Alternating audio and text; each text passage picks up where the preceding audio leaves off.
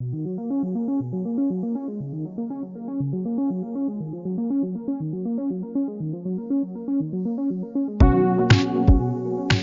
dia, boa tarde, boa noite, meus queridos ouvintes. Está começando mais um SBN. Eu sou o Vinícius Prado e hoje o Guilherme não está aqui por motivos de saúde, por motivos acima dele. Ele não pôde comparecer na gravação de hoje, mas a gente vai tocar o programa do mesmo jeito. Espero que logo ele volte para conversar com a gente. E enquanto isso, vamos bater um papo com a nossa convidada de hoje. Olha só, a segunda convidada já que a gente traz no programa é Mariana Calça. Seja bem-vinda. Por favor, se apresente para os nossos ouvintes. Oi, Vinícius, obrigada pelo convite de participar desse podcast. É o primeiro podcast que eu participo. Eu fiquei muito feliz quando você me convidou. E quando você me convidou, nada disso que aconteceu nas últimas 3 semanas tinham acontecido, mas coincidentemente o assunto que eu vou abordar aqui bateu bem com os acontecimentos dos últimos dias. Mas me apresentando, eu sou a Mariana Calça, eu sou advogada. Atuo na cidade como advogada há 7 anos, 8, quase 10. E hoje eu estou eleita vereadora e fui a mulher mais bem votada da cidade de Limeira nessa eleição. Estou aqui para conversar um pouquinho com vocês, acredito que sobre isso. Exatamente sobre isso. A gente está cada vez com a moral mais elevada, a gente está trazendo pessoas com gabarito cada vez melhor. E a Mariana foi e é a vereadora mais votada da cidade de Limeira, mas como o cargo dela existe em todas as cidades do Brasil, é muito bom para a gente falar um pouco sobre esse papel dela e a importância da mulher hoje na política, né? Eu levantei alguns dados antes da gente começar, a Mariana também trouxe alguns, então a gente vai debater um pouco sobre isso, vai falar da necessidade e da importância da mulher cada vez mais na política, porque, Mariana, a primeira pergunta que eu vou te fazer, a política você vê ela sendo dominada mais por homens, sendo conduzida mais por homens, e o papel da mulher se torna cada dia mais importante nesse cenário? Com certeza. Eu vejo que quando a gente pensa em político, Vinícius, eu sempre falo para o pessoal fazer um exercício, né? Fecha os olhos e pensa na imagem do político. Eu sempre pensaria numa pessoa tipo meu pai. Um homem branco e classe média. É esse o político que vem na minha cabeça quando eu penso num político. Dificilmente a gente pensa numa mulher. Dificilmente a gente pensa numa mulher jovem, mas eu vejo que as mulheres elas estão se interessando, estão começando a ocupar esses espaços, né? E uma análise que eu faço desde já dentro do meu próprio partido, eu estou no PL, o Partido Liberal, nós fizemos 4 cadeiras para a próxima legislatura e nós temos 3 mulheres, apenas um homem. Nós temos 3 mulheres eleitas e que possivelmente vão assumir esses cargos, né? Que sou eu, a Lu Bogo e a Terezinha da Santa Casa, que é a primeira suplente que vai ocupar o espaço do vereador Farid. Então, a gente pode perceber já daí que as mulheres estão dominando esses espaços. Mas é um desafio muito grande, porque o discurso do homem, o discurso machista, desqualifica muito a gente, né? No sentido de que a gente não tem tempo, no sentido que nós somos desqualificadas para ocupar esses espaços. E aí eu já trago para você um dado bem importante. O Instituto Alzira foi a primeira prefeita do Brasil, primeira prefeita eleita do Brasil. Ele fez uma análise de diversos lugares e fez uma análise sobre o perfil das prefeitas na cidade do Brasil no ano de 2016 e 2020. E aí, quando a gente fala de qualificação, 50% dos prefeitos eleitos têm graduação e 71% das prefeitas eleitas têm graduação, ensino superior. E dentro disso, 42% têm pós-graduação. Então a gente pode perceber que as mulheres que ocupam esses espaços de poder são muito mais qualificadas que os homens. A gente falou um pouco sobre isso no episódio com a psicóloga Karina, que no mercado de trabalho normal, a mulher ela já tem que ser superior ao homem e, além de tudo, talvez ela não consiga a vaga. Né? A gente percebe, o Guilherme trouxe uma realidade de um lugar que ele trabalhava, que na cartilha de contratação da empresa pesava o fato da mulher, se ela tem ou teria filho, se ela tem ou teria com quem deixar, se ela tem planos de ter ou não, se ela é casada ou não. E isso tudo descrito numa cartilha, né? Daí casa bem isso com o que você falou dessa questão. Então, assim, o preparo das mulheres para chegar no mesmo cargo que um homem chega, você tem que ser, já começa a ser superior ali na exigência, né? Sim. E quando a gente fala da qualificação, é muito engraçado, porque essa foi a minha primeira campanha. Graças a Deus, deu muito certo, né? Mais do que eu estava esperando. Mas quando eu falava do meu currículo, eu sou advogada, formada em liderança política, sou uma liderança do Movimento Acredito. Muitas vezes isso soava arrogante, quando as pessoas viam e sabiam da minha qualificação. Se fosse um homem, elas idolatrariam, mas quando é uma mulher, sou arrogante. Isso eu pude perceber durante esses 60 dias de campanha. E a hora que você ia conversar com os homens, principalmente com os homens, você sentia que tinha um tratamento diferente? Por exemplo, se você estivesse acompanhando alguém do seu partido para fazer basicamente o mesmo que você sentia que havia uma diferença entre você falar e ele falar, e a recepção de quem estava ouvindo? Vinícius, no meu partido tem o Miguel Lombardi, que é o deputado federal daqui de Limeira, né? E algumas visitas o Miguel me acompanhou, e a recepção era muito diferente. Quando o Miguel estava comigo, principalmente os homens prestavam muito mais atenção e me olhavam com muito mais atenção. Quando eu ia fazer visita em empresa sozinha, as visitas não duravam 15 minutos. Com o Miguel era coisa de meia hora, 40 minutos. Porque eles estavam interessados em ouvir o que o Miguel tinha para falar também, óbvio, mas quando ele falava sobre mim, eu percebia que o despertar era maior do que eu falando sozinha. Meio que ele precisava chancelar a sua autenticidade, né? Ele precisava validar a sua candidatura, né? Exatamente. Tanto é que teve alguns bairros aqui da cidade que eu cheguei a entregar material meu com o Miguel, porque a receptividade era muito maior. Então, apesar de você ter sido a mais votada, você não que você sinta orgulhosa em falar isso, né? Mas você acha que o peso do Miguel Lombardi no próprio material foi que ajudou a pesar mais isso? Infelizmente, em alguns lugares, né? A gente conseguiu mapear um pouco os votos que eu tive na cidade, e eu posso afirmar que se não fosse a figura do deputado, talvez a gente não tivesse uma votação tão expressiva. Por eu ser uma mulher e por eu ter apenas 30 anos, né? A mais nova da próxima legislatura, além de tudo.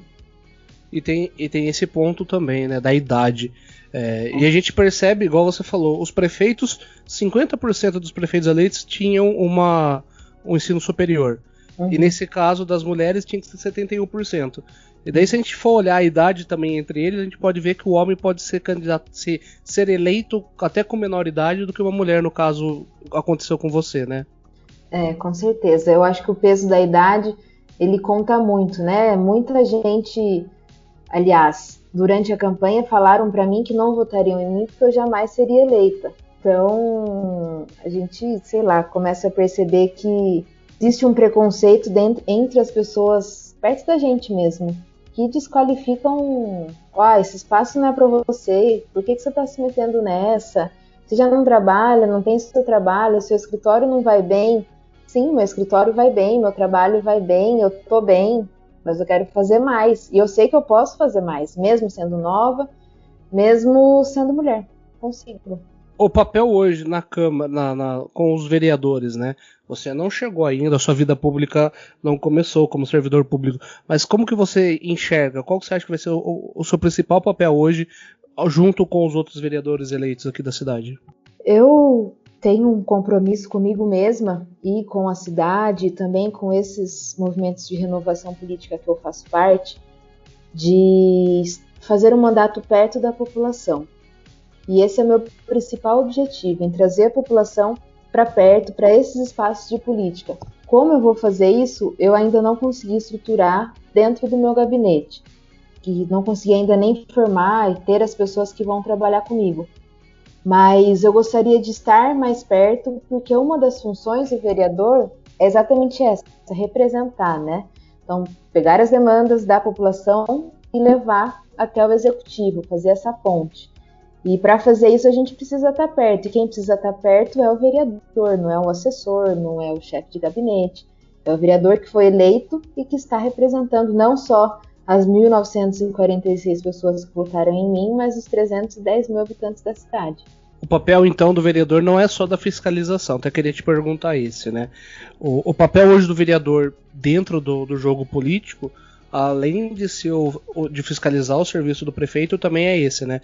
De fazer o link. Isso, a gente tem três funções principais, né? O primeiro é fiscalizar, e que aí eu vejo que é a principal função, fiscalizar todos os atos do executivo e das autarquias.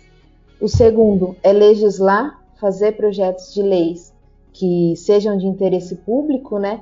E aí também eu faço uma observação que não adianta ficar criando projetos de lei e não ver se o projeto de lei está sendo executado, porque tem muito projeto de lei aí em Limeira que sequer foi executado.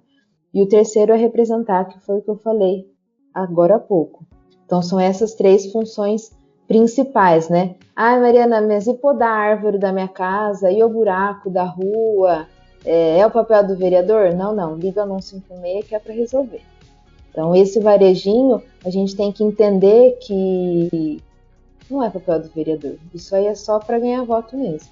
Eu não sei nomes de quem foi, mas nem vou citar onde eu moro, mas bem na época da eleição, antes do dia 15, aqui no condomínio onde eu moro, a gente conseguiu fazer o estacionamento do lado de fora daqui, né?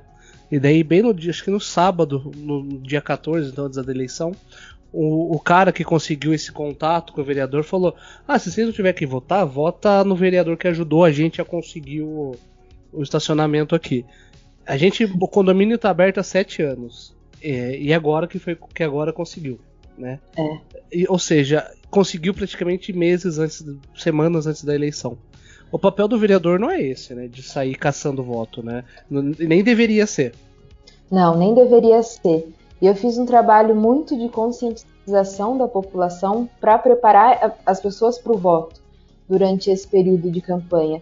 E eu acho que deu certo. Eu acho que as pessoas que votaram em mim votaram conscientes de que qual é a verdadeira função do vereador, né? Poxa, eu estudei, eu sou advogada, eu sou formada pelo Renova, que é a única e principal escola de formação política do Brasil. Eu estou realmente preparada para encarar os desafios da nossa cidade. E eu acho que a gente precisa agora começar a olhar os políticos com esse olhar um pouco mais técnico, que realmente não está interessado em satisfazer o próprio ego, mas em pensar na população. E aí também entra uma questão muito importante, que é a questão das mulheres, né? Que é o tema do podcast aqui. Porque de 2 anos para cá, da última eleição de 2018, o movimento de mulher vota em mulher cresceu muito mesmo. Eu vejo isso pelo Renova, que é essa escola que eu me formei, que fez questão de queríamos ter 50% de mulheres no nosso grupo, mas conseguimos ter 30%. Mas dentro disso tem a questão da diversidade, de negros, LGBTQIA+, deficientes. Enfim, a gente tentou, dentro da escola, ter pessoas de todos os grupos, de todas as minorias, né? E eu não gosto de falar que mulher é minoria, porque nós não somos minoria. Nós somos a maioria, nós somos 51% da população. E a gente só não é vista, mas somos a maioria. E isso foi muito importante, assim, esse movimento que vem desde 2016. E aí também tem mais alguns programas, o Vote Nelas, tem o Vamos Juntas na Política, esses 2 encabeçados por deputadas, que fizeram diferença nessa conscientização, para termos mais mulheres, pensando em pautas relacionadas às mulheres. Essa ideia da união das mulheres, né, é uma crescente que vem cada vez maior, se tornando no dia a dia, né? E a gente percebe, igual você falou, 51% dos eleitores praticamente são mulheres, né? O número é maior. Por que você acha que, mesmo sendo o maior número de mulheres, ainda, por exemplo, se a gente for comparar com os homens, as mulheres ocuparam praticamente 16% das cadeiras dos vereadores, enquanto os homens ocuparam os outros 84%. Por que as mulheres ainda não estão votando totalmente nas mulheres? Porque primeiro, as mulheres elas ainda entendem que política é lugar para homem. Por mais que esses movimentos tendem a mostrar que não, que política é lugar de todo mundo, ainda existe um preconceito, né? Existe esse estereótipo do político que faz que as pessoas são acostumadas a votar em homem. Eu vou ser bem sincera para você que eu não é desde sempre que eu tenho votado em mulher. É desde a última eleição que eu tenho votado apenas em mulher. Mas isso eu não levo desde sempre, não. E a gente também vê que as mulheres, elas não são estimuladas a participarem do pleito, né? Então, sempre que tem eleição, você pode perceber que são poucas as mulheres que se destacam durante a campanha, que se mostram como uma opção de voto. Muitas estão ali apenas para cumprir uma cota, né? E o que é muito ruim, é condenável, inclusive a justiça até caça a chapa hoje. Então, eu acredito que seja por esses motivos. Primeiro, porque a gente vê no político um homem branco, né? E segundo, porque as mulheres não apresentam uma campanha competitiva de ter voto. E aí, mais um dado eu trago para você em relação às dificuldades das mulheres prefeitas, né? Que foi encabeçada essa pesquisa pelo Instituto Alziras, em relação às dificuldades que as mulheres têm. E uma delas é a falta de recursos para a campanha e a outra, a falta de apoio do partido, além do assédio e da violência política, né?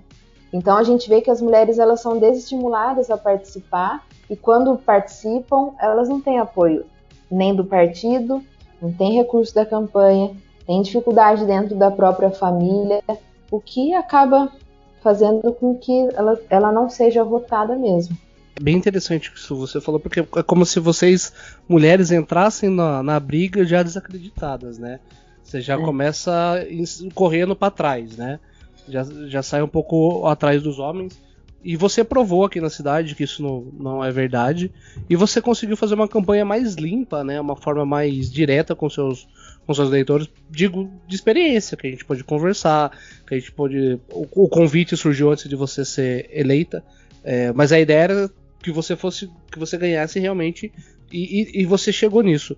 Então você serve de exemplo, né? Eu até queria falar um pouquinho sobre a Renova, essa escola que você faz parte. Eu dei uma pesquisada e tudo mais, e é uma escola que serve para pessoas, vamos colocar, normais adentrarem a política, correto? Correto. A gente fala que essa escola é para formar pessoas comuns em políticos fora do comum. Dentro da escola, Vinícius, tem pessoas de todos os tipos, de todos os estados, do Brasil inteiro, diferentes, assim, pessoas que eu nunca imaginava encontrar e que eu encontrei dentro dessa escola. E é uma escola de formação política e ela ensina coisa básica, como, por exemplo, as funções do vereador, ensina um pouquinho sobre direito constitucional básico, ensina um pouco sobre marketing político, ensina sobre oratória, ensina sobre saúde, educação, segurança pública, coisas básicas mesmo que todo político deveria saber. A gente está cansado de ver político que não entende nada, né? Então eu acredito que uma formação dessa, como Renova, deveria alcançar todos os políticos eleitos. Todos os políticos eleitos. Porque é o básico do básico, a gente saber um pouquinho sobre orçamento, saber um pouquinho como funciona a saúde. E é isso que o Renova vem trazer. Pelo menos uma formação básica para que as pessoas que vão assumir uns cargos eletivos tenham noção de pelo menos o que elas vão fazer. E essa escola surgiu em 2017 e para a eleição de 2018 eles conseguiram eleger já 17 deputados e um senador, se eu não me engano. E ontem saiu o resultado final que nós elegemos nas eleições municipais 151 pessoas. Então a gente vê também que esse sentimento de renovação é um apelo, né, da população. As pessoas querem pessoas novas, pessoas capacitadas e qualificadas para encarar esses cargos eletivos. Emendando nisso que você falou, de 2013 para cá a gente viu um levante na questão de política e do acesso da população à informação, né?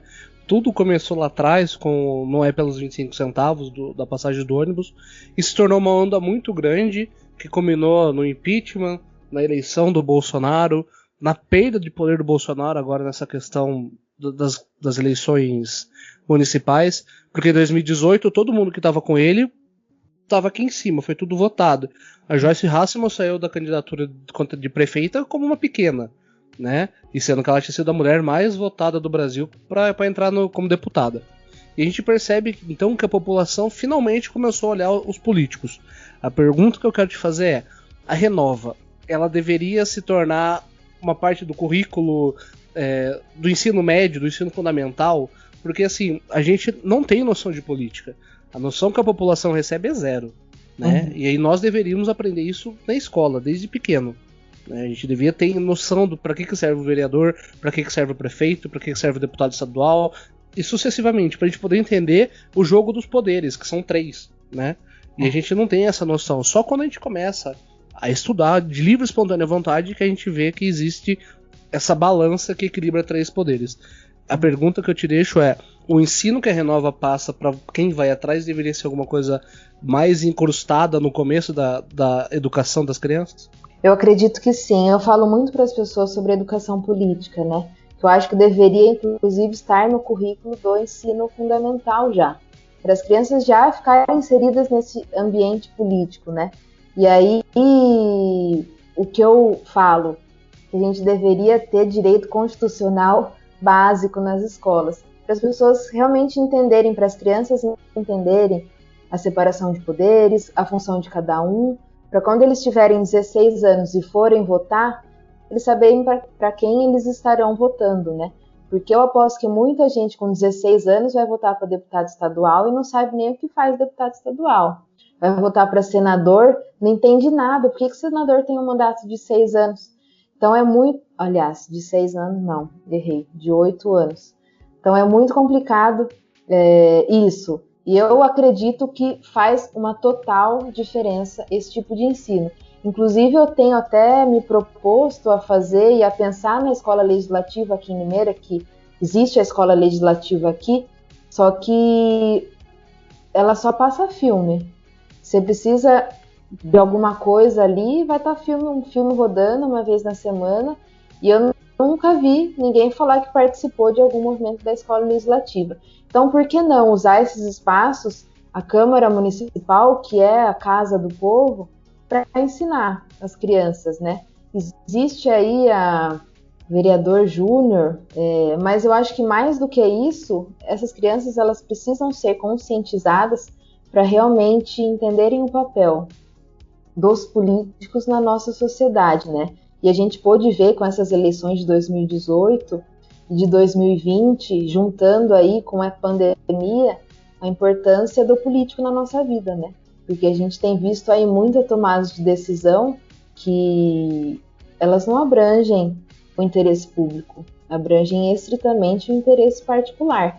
Ontem, a gente tomou esse susto aí do governador João Dória, que há dias atrás disse que não fecharia, não retrocederia de fase. Passada a eleição, com a eleição ganha pelo PSDB em São Paulo, ele lançou a redução do horário do comércio. Então a gente começa a perceber que existe aí em tudo um interesse eleitoreiro de grupos específicos, né?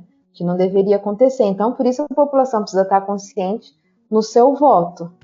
E eu gostaria muito de preparar adolescentes, principalmente, para votar em 2022, que é a nossa próxima eleição para deputado, presidente, senador, governador, para que essa nova geração que tem vindo saiba escolher quem vai te representar nesses espaços.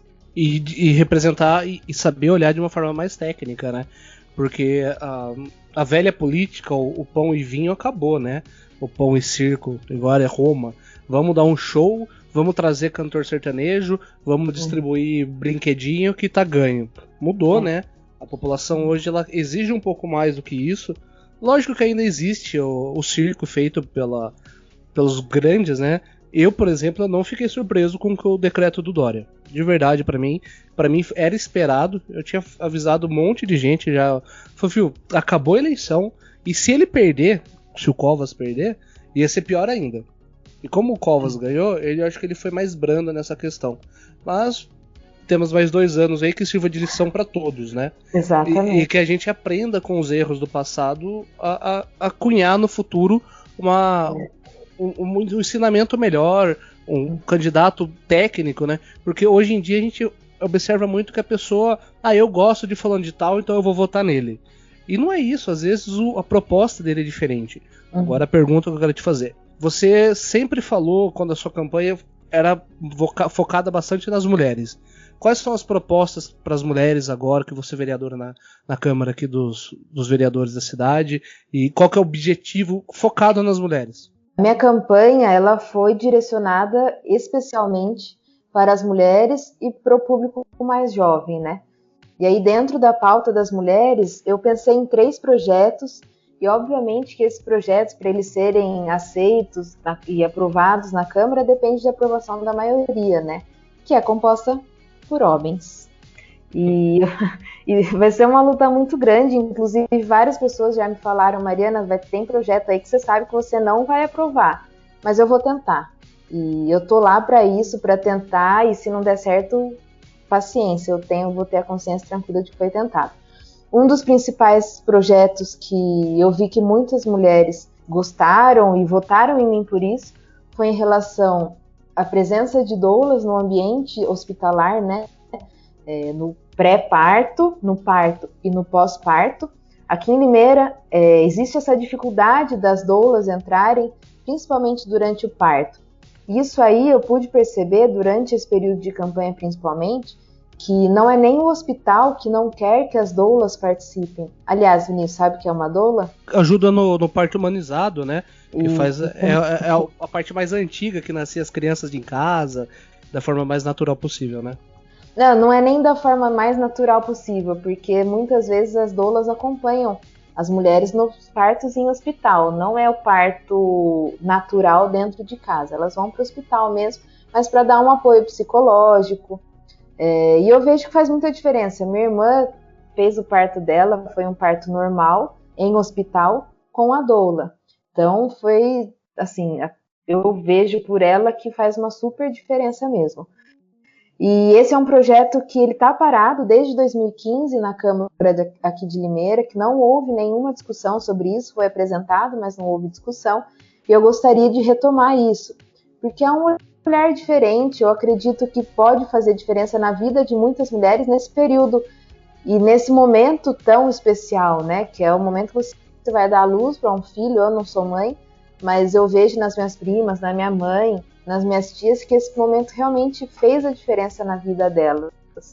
Então é um projeto que eu quero retomar, sim, e que eu vou ter muito obstáculo, mas eu não vou desistir. E aí um outro projeto também, que isso aí eu já falo de antemão, que não é função do município, mas que eu posso ir atrás no governo do estado, atrás de algum deputado estadual, para trazer aqui para Limeira uma delegacia da mulher 24 horas. Pasmem que a delegacia da mulher aqui em Limeira trabalha das 9 às 18. E os crimes acontecem à noite e aos finais de semana. Então, no momento que a mulher precisa de um auxílio especializado, precisa conversar com uma psicóloga, com uma terapeuta, com uma delegada que entenda a dor da mulher, ela não tem essa oportunidade, porque a delegacia vai estar fechada e ela vai ter que ir direto no plantão. E no plantão ela vai ser atendida por um homem. E eu já ouvi muitas queixas de mulheres falando que o delegado, sem citar nomes, perguntou para a mulher: olha, mas você apanhou por quê? Você acha que uma mulher tem coragem, vai querer denunciar o seu marido, seu companheiro, a pessoa com quem ela se relaciona, numa delegacia que ela é tratada dessa forma? Eu não votaria mais. Me sentiria muito mais constrangida, né? Além de toda a dor da violência, ela vai ter que lidar com isso também. Então eu acho que uma delegacia da mulher 24 horas, 7 dias por semana aqui em Limeira é essencial e já tem em outras cidades. Santos já tem, Campinas tem, Sorocaba tem, nas regiões de São Paulo tem. Então não sei por que Limeira ainda não tem. Você acha que ao levar essa proposta da delegacia para a Câmara, você vai ser vista como Ah, tá vendo? Mais uma feminista, é mimimi. Por que você não vai na delegacia normal? Só pra linkar com o episódio da Karina, ela trouxe um dado pra gente que a Defensoria Pública estima que apenas 10% dos casos de estupro, violência, abuso são trazidos pra luz, né? Que são denunciados. Então, digamos que a cada 1000 casos, apenas 100 são denunciados. Daí casa com o que você falou. E dos 100 que são denunciados, ainda cai na mão do delegado que fala: mas você não mereceu? Às vezes você não tá TPM, você não tava usando uma roupa curta, você não provocou ele. As mulheres acabam ouvindo isso. Então, ao se defrontar com os outros vereadores homens, você não tem, não medo, mas o receio de que possa ser visto como mais um mimimi, mais uma feminista tentando olhar só pra ela. Primeiro vamos por partes. Isso não vai para a Câmara dos Vereadores, porque não é função do município. Então aí voltamos naquela função de representar. E aí, pensando em representar a mulher, eu levo essa demanda para o governo do estado. E aí nosso governador João Dória, ou por meio de alguma deputada estadual que me represente e que eu tenha acesso em São Paulo, e eu tenho acesso com algumas, elas mandarão essa demanda pro governador e o governador manda para cá. Então isso é uma coisa que não vai passar pelo município, é uma demanda estadual. Mas, obviamente que se um dia essa discussão vier aqui em Limeira, vão tratar como mimimi. Até porque a bancada evangélica aqui em Limeira é muito grande. E eu vou ter muitos desafios com algumas pautas progressistas, né? Aliás, qualquer pauta que eu queira introduzir que seja progressista, que seja de defesa do interesse da mulher, eu vou encontrar essa barreira. É legal que você falou, as ideias progressistas, né? E hoje em dia isso chega até a ser uma afronta perante aos conservadores, a bancada evangélica, né? E necessita cada vez mais dessa renovação e do progresso. Acho que a gente já falou um pouco do que a gente tinha para falar, mas tem muito mais pra gente debater em futuros episódios, caso você aceite voltar.